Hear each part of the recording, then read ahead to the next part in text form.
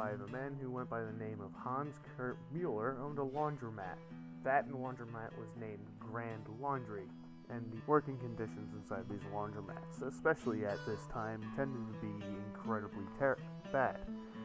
They were hot, humid, and the work was backbreaking, inside of which resembled the picture on screen. In the state of Oregon, there was a law passed in 1903 that limited the work hours for female employees in bakeries and laundromats to 10 hours.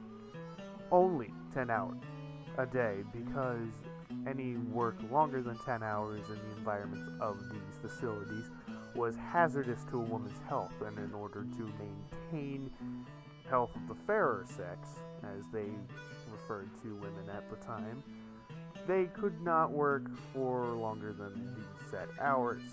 They also wanted to preserve the women's role in the family and in general promote the health of the mother and caretaker of the family's children. All tended to be family values during the 1900s. Kurt Muller had no such pretensions about this law and thus violated it in the state of Oregon. What he did was he coerced specifically one of his employees by the name of Emma Gotchner. She was a unionist and the wife of the leader of the Shirtwaist and Laundry Workers Union, and due to his violation of the law, Kurt Muller was fined $10, or $268.95 in that time. Well, he took it to the court, specifically the Supreme Court of the state of Oregon. And eventually, as it was discussed in that court, it traveled up to the Supreme Court of the United States in a landmark case known as Muller v. Oregon. The Supreme Court of the United States ruled in favor of Oregon, upholding the law.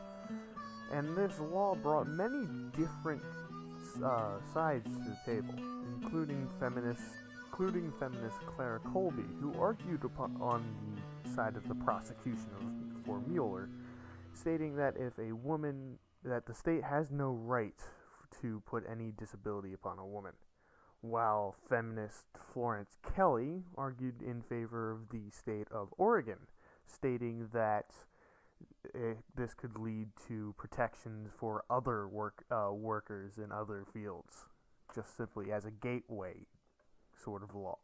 At the end of the day, the main debate was over the 14th Amendment.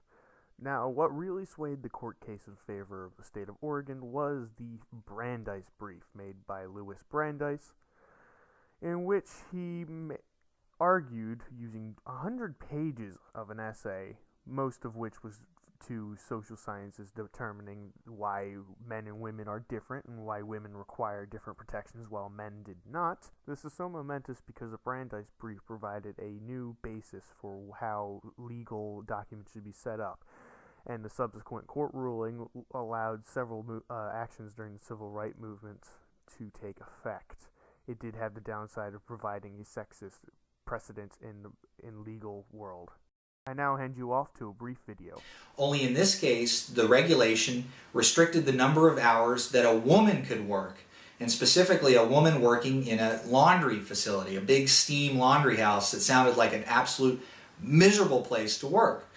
And in this case, you would think that after the Lochner decision, the Supreme Court would strike down this regulation as being a violation of your right and your liberty to contract your labor. That's found in the 14th Amendment Due Process Clause, known as substantive due process. Well, that's not the case. In this case, the court found unanimously, 9-0 decision, that this was a reasonable and rational exercise of a state's police power to regulate the health, safety, welfare, and morals of its people. Now, the court recognized that, look, even though there's a right and a liberty to contract your labor as found in the Lochner decision, this right isn't absolute. And the reason that the court found this regulation was reasonable and rational and upheld it was because it was applied only to women. Now, ostensibly, the Supreme Court relied heavily on the Brandeis brief. The Brandeis brief was filed on behalf of Oregon, and in this brief he lays out about 100 pages of scientific findings that men and women are different. And because of that, you can regulate them differently.